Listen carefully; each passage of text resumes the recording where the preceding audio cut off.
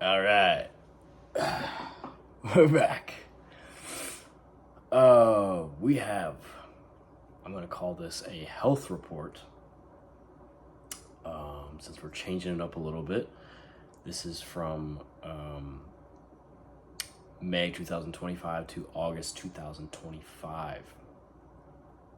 Gonna call this something new, something like the health report for this 3 month period. This is now kind of just a modified primal diet that I've been doing, including almost only raw animal foods.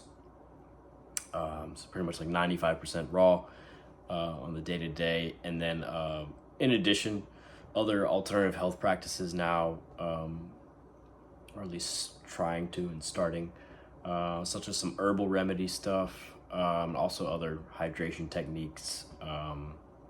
For example, like sea salt water plasma, etc., that kind of stuff. So I'll get right into it. So my diet for the past 3 months has transitioned instinctively to organs as the majority or secondary meat item in my meals. Muscle meats, still eating those, but like it's never solely just muscle meat. It's always some sort of other organ, such as heart or liver, with the meal. I have craved the nutrition from heart like no other time than now. It could be that my body is craving heart for some reason. It is telling me to eat more of it for certain nutrients or minerals. Also, liver has never tasted this good until now, and I can almost eat triple the amount that I used to be able to eat. It's possible that this is like from me neutralizing some of the over acidity in my blood through the plasma consumption. Could be I'm alkalizing the blood better, so I'm able to digest and handle the abundance of all these other super iron rich nutrients and other minerals easier.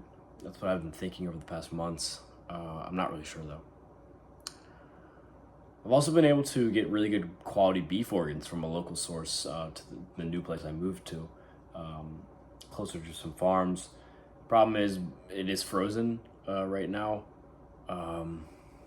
but I've had no immediate bad effects from it. The organs being frozen, the meat as well. Moving right on, in probably like late June, I had a common cold, like mucus from the throat. I was detoxing that out and coughed that up for about a week straight. So that wasn't anything crazy. It was just coughing stuff up. Hold on, my notes.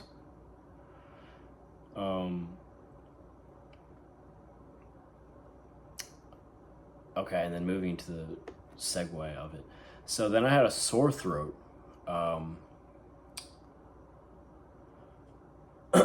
We're still talking about detoxes and things. So I had a sore throat / strep throat in mid-July. And I think that was triggered by me stressing my vocal cords and like esophagus by singing too much. I lost my voice to a degree, and somehow this triggered like this detox of the esophagus area. I think it's due to some sort of healing bacteria that was introduced to the area from the sore throat, bringing the need for inflammation and healing. Maybe there was just a chance for some more bacteria to come in and things to get cleaned up. So it was like a package deal, I guess. And so that started something, which I'm going to get into, like a long segue of things. So I stressed my voice again at the Primal conference, which happened in late July, by singing again, which I knew I should not have done, but I didn't care because I wanted to have fun, and then I paid for it. And I suffered and I prolonged the throat detox after the conference, and then I felt something else developing slowly after that conference, which was like a sinus and fever detox. Then I decided, after the conference and all that stuff, to go on another fun weekend trip in late July. I unfortunately pushed the body even more when it really needed rest. And so I had a fever and sinus congestion while I was on the trip. And then I went swimming in a lake and got water all flushed up into my sinuses and like the ear canal and all that stuff, all the holes. And I think that was the trigger of like a really intense sinus tract pressure detox that I got in the middle of the night while I was asleep, that same night that I left the trip. It started on a Sunday night, and so I had sharp pains on the inner sides of my eyebrows, about right here, and it was pulsing with pressure so bad I could feel my heartbeat like through my forehead. Shit was crazy, and I couldn't sleep. It was just so pressurized and repetitive. It's one of those things I can't sleep when there's repetitive things happening, and stuff like that. So then the sinus started draining through the nose in large amounts, like a lot of mucus, and very thick mucus as well. And probably every 15 minutes, I would say, it was that frequent. It kept waking me up because I couldn't stop draining. So I didn't get any good sleep for days. And I was waking up in intense sweats, so it was definitely fever detox activity going on too. I tried to just let the body do its thing and not take any detox interfering drugs or suppressants. Only thing I did first 2 days was hot bottle compress, just to kind of just guide the inflammation and things like that, speed the healing. It helped, but the pain and the pressure transferred fully to the right side of my head and sinus eventually.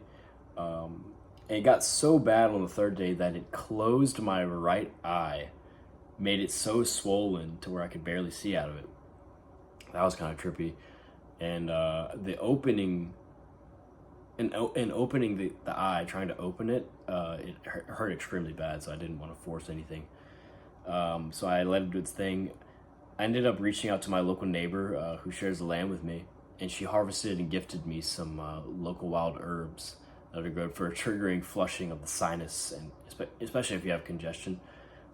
So I tried a steam inhalation with the herbs, and she suggested these herbs. It was mullein and spearmint. I put that in the steam mixture, kind of breathed it in with a towel over my head for a while. I will say it did help clear out a lot of that congested mucus just sitting up there, chilling in the sinus. It drained a lot more than usual, and it did help ease the pressure of the sinus walls too. So that was cool. It allowed me to sleep for a bit, but however, it was short-lived, and the congestion and the pain came back after I woke up. Then I decided to eat some cooked foods, like cooked ground beef, cooked chicken, cooked rice, as it's said to stop detox due to having to deal with the carcinogens of the cooked food. This didn't even stop the detox. So at this point, I just accepted the full-on cleansing and just applied the hot compress water bottle all around the forehead, the temple, to assist the healing and the dumping of this thick mucus, this never-ending mucus. Where we at?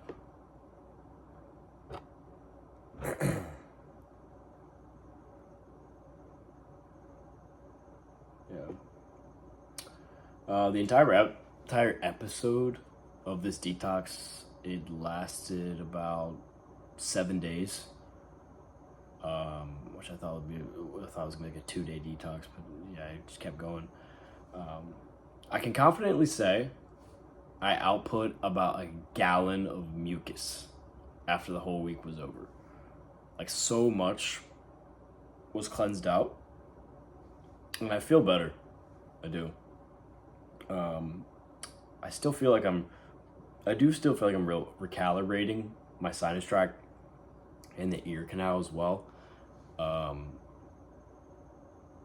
it has been popping, but it's all for the better, I feel. So that was the big detox this period. I've been trying to get more sun. Um, I'm realizing I neglected the sun because I would be too lazy to go find it when I was living at my old place. Since it was all shaded everywhere, I was just so lazy. But my new place, there's like so much more sun. It's just like easy to walk right outside and get full sun exposure. So the morning sun, yeah, especially the morning sun is such a nice way for me to start off my day. I can start off the day correctly and in like a balanced mind state. It just sets my hormones in balance, like especially.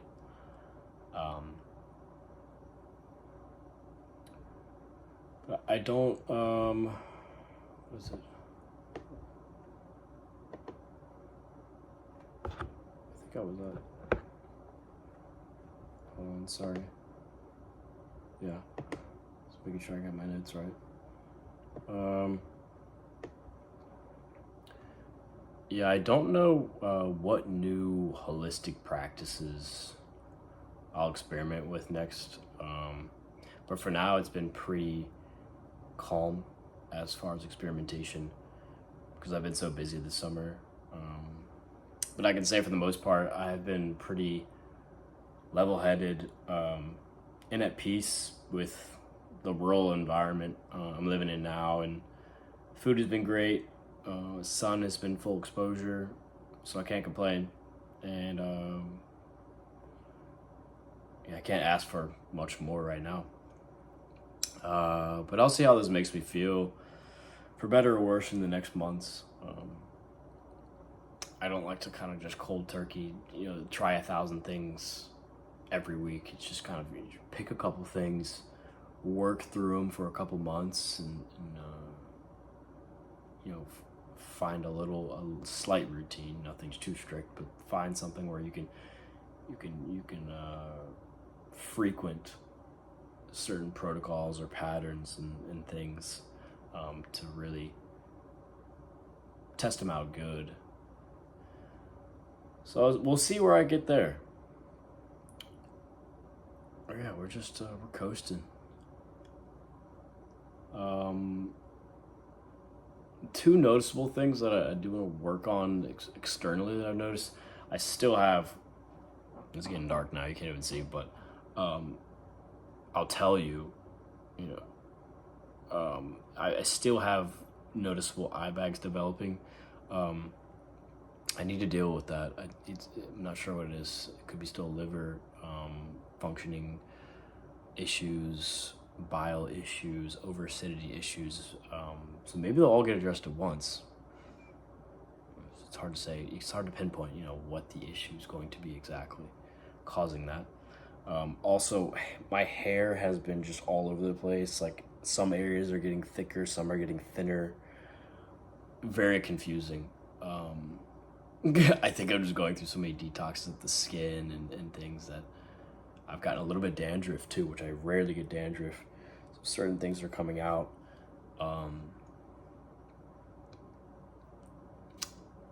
It's been a wild ride with the hair, but I'm not stressing about it. I don't want to stress too much, so stress makes everything worse, and the hair gets even worse.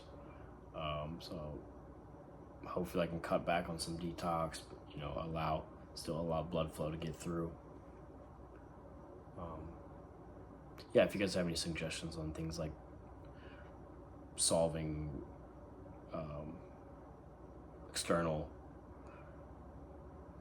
issues that you see, especially like the eye bags and hair, it seems like that's very common with a lot of people too. So it's something we all need to get together and address.